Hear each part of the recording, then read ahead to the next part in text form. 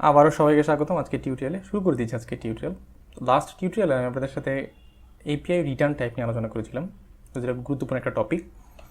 তো এই টিউটোরিয়ালে আমাদের যতগুলো অ্যাকশন মেথড লিখেছিলাম সবগুলোতে আমরা রিটার্ন টাইপটা ইন্ট্রোডিউস করবো। তো সবগুলোতে আমি রিটার্ন টাইপটা একটু কুইকলি লিখে ফেলি। যেমন আমরা ডিলিট লিখেছিলাম, তো আমি উপর থেকে আসি, গেটে লেখা হয়ে গেছে। আমরা পোস্টও গেট বা অ্যাডিতেও লিখলাম, অ্যাড যখন করব সেখানে আমি লিখব ওকে ফাইন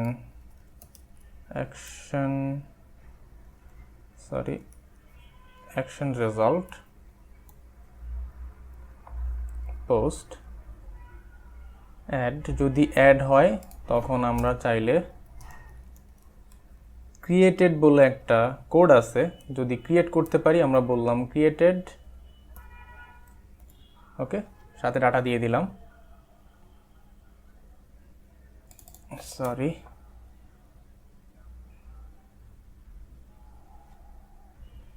আপনি যখন ক্রিয়েটেড করেন আপনাকে 201 রিটার্ন কোড দেয়, স্ট্যাটাস কোড দেয়।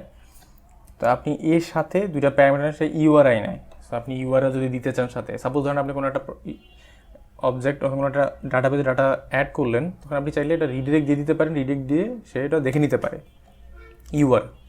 সো আমি আপাতত ইউআরএল দিচ্ছি না, জাস্ট শুধু অবজেক্টটা দিচ্ছি। সাপোজ যদি অবজেক্ট দিতে চাই, আমি এখানে ক্রিয়েটেড দিলাম, এইখানে নাল, এখানে আমি নাল না দিয়ে আমি এখানে ব্যাড রিকোয়েস্ট দিব।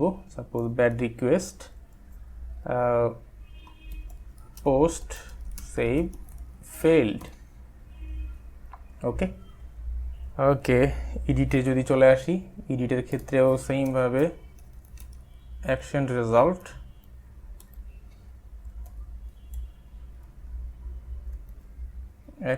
রেজাল্ট আমি এখানে ব্যাড রিকোয়েস্ট বললাম, আমি মেসেজ দিয়ে দিলাম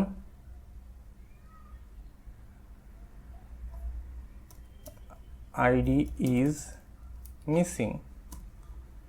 তো আইডি বললাম মিসিং। যদি আপডেট হয় তখন আমি ওকে 200 দিচ্ছি সাপোজ, সাথে আপডেটের ডাটা যেটা আপডেট করতে পারলাম। Otherwise bad request post updated failed ওকে।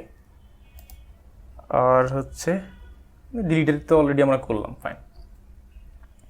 তো এবার যদি আমরা টেস্ট করি, একটু চেক করি,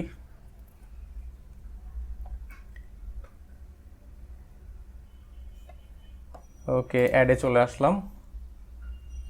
সাপোজ আমি ডিসক্রিপশন দিচ্ছি না, ট্রাই ইট আউট। সাপোজ এইটা আমি দিব না, এক্সিকিউট করি।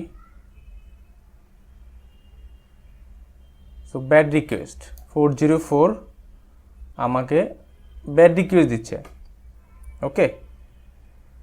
Please enter description. So description দেওয়ার জন্য দেখেন আমি যখন সেভ করতে পারি না, আমাকে এখন আর 200 দিচ্ছে না, আমাকে কিন্তু এখন আলাদা আলাদা সেই স্ট্যাটাস কোড রিটার্ন করতেছে ওকে।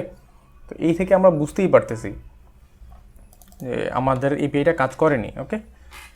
তো এবার যদি আমি ঠিকঠাক ডাটা দিই, সাপোজ আমি ডিসক্রিপশান দিচ্ছি, এইখানে আমি বললাম টেস্ট 3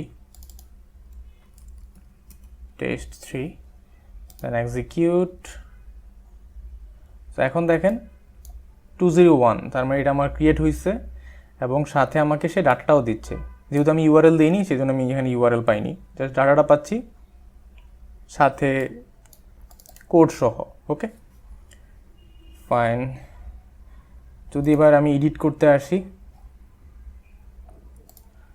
সাপোজ ধরেন আমি এখানে আইডি 0 দিলাম, এক্সিকিউট করলাম, দেখেন আমাকে ব্যাড রিকোয়েস্ট দিচ্ছে আইডি ইজ মিসিং। আমি কিন্তু এখন ইজিলি বুঝতে পারতেছি যে মেসেজটা আমি পাচ্ছি আইডি ইজ মিসিং, সাথে আমার রেসপন্স কোড ব্যাড রিকোয়েস্ট 40400 ওকে। এখন আর আমার 200 দিচ্ছে না, ফাইন।